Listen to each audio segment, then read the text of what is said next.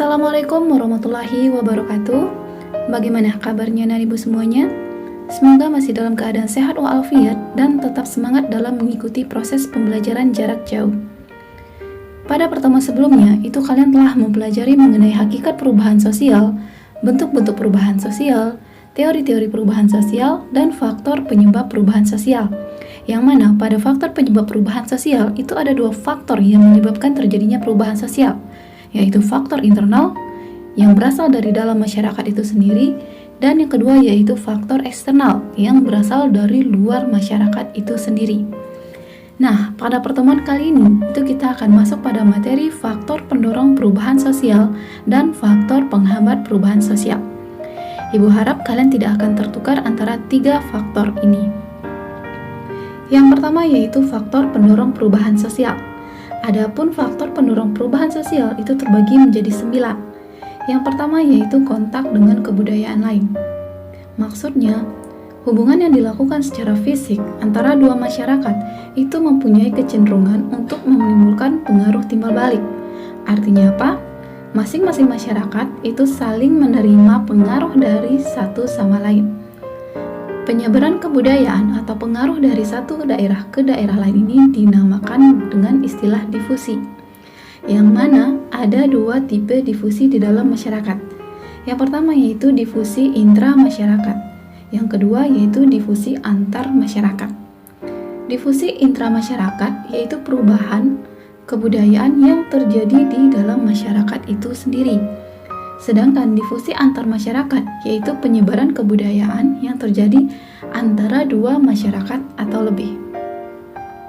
Sampai di sini paham antara difusi intramasyarakat dan difusi antar masyarakat? Jika ada pertanyaan, silahkan kalian tanyakan di kolom komentar. Masuknya pengaruh suatu kebudayaan terhadap kebudayaan lain itu dapat dilakukan dengan dua penetrasi. Penetrasi ini artinya yaitu proses masuknya. Yang pertama yaitu penetration pacific, artinya masuknya kebudayaan dilakukan dengan jalan damai, yang mana penyebaran kebudayaan secara damai ini akan menghasilkan hal-hal sebagai berikut. Yang pertama adalah akulturasi. Ingat, di materi kelas 11 itu kalian telah belajar mengenai akulturasi, yaitu perpaduan dua kebudayaan yang menghasilkan suatu kebudayaan baru dengan tidak menghilangkan kebudayaan lamanya. Yang kedua yaitu asimilasi, yaitu proses bercampurnya dua kebudayaan yang menghasilkan kebudayaan baru. Dengan menghasilkan kebudayaan baru, itu menghilangkan kebudayaan lamanya. Dan yang ketiga yaitu sintesis, yaitu percampuran dua kebudayaan yang menghasilkan kebudayaan baru yang berbeda dari keduanya. Dan proses masuknya kebudayaan yang kedua yaitu penetration violence, atau proses masuknya sebuah kebudayaan yang dilakukan secara paksa dan sifatnya merusak. Apa contohnya? Itu bisa kita lihat pada zaman penjajahan dulu, yang mana banyak masuknya pengaruh Belanda ke Indonesia dengan jalur paksaan. Masuk pada faktor kedua dari pendorong perubahan sosial, yaitu sistem pendidikan formal yang maju. Dengan sistem pendidikan formal yang maju, itu pasti akan membawa perubahan bagi masyarakat itu sendiri. Lain halnya jika suatu pendidikan itu terhambat, tentu perkembangan masyarakat juga akan mengalami penghambatan. Yang ketiga yaitu sikap menghargai hasil karya seseorang. Dengan menghargai hasil karya seseorang, sehingga muncullah keinginan kita untuk maju. Yang keempat yaitu toleransi. Ini hampir sama ya dengan yang nomor ketiga, yaitu sikap saling menghargai. Yang kelima yaitu sistem pelapisan masyarakat yang terbuka. Sebagaimana yang telah kalian pelajari di kelas 11 tentang struktur masyarakat, ada yang namanya stratifikasi sosial. Semakin terbuka suatu lapisan masyarakat, itu akan membuat masyarakat mudah untuk melakukan perubahan sosial. Yang keenam yaitu penduduk yang heterogen. Heterogen itu maksudnya yaitu beragam, baik itu suku bangsa, agama, profesi, dan lain-lain. Penduduk yang heterogen itu bisa kita lihat pada masyarakat perkotaan. Yang ketujuh yaitu ketidakpuasan masyarakat terhadap bidang-bidang tertentu. Adanya rasa tidak puas dengan keadaan sekarang inilah yang membuat seseorang untuk melakukan perubahan sosial. Yang kedelapan yaitu orientasi ke masa depan. kita sebagai manusia itu kita harus mempunyai tujuan hidup apa yang hendak kita capai di masa depan.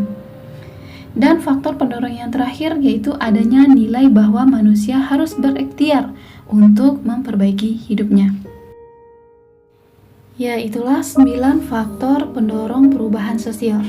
Ibu harap semuanya mengerti dan paham maksudnya. Jika ada pertanyaan, silahkan tanyakan di kolom komentar.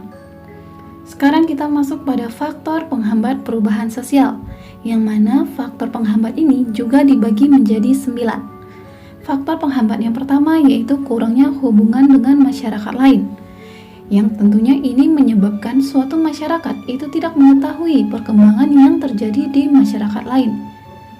Yang kedua yaitu perkembangan ilmu pengetahuan yang terlambat. Hal ini bisa disebabkan oleh kehidupan masyarakat yang tertutup. Yang ketiga yaitu sikap masyarakat yang masih mengagungkan tradisi lampau dan cenderung konservatif.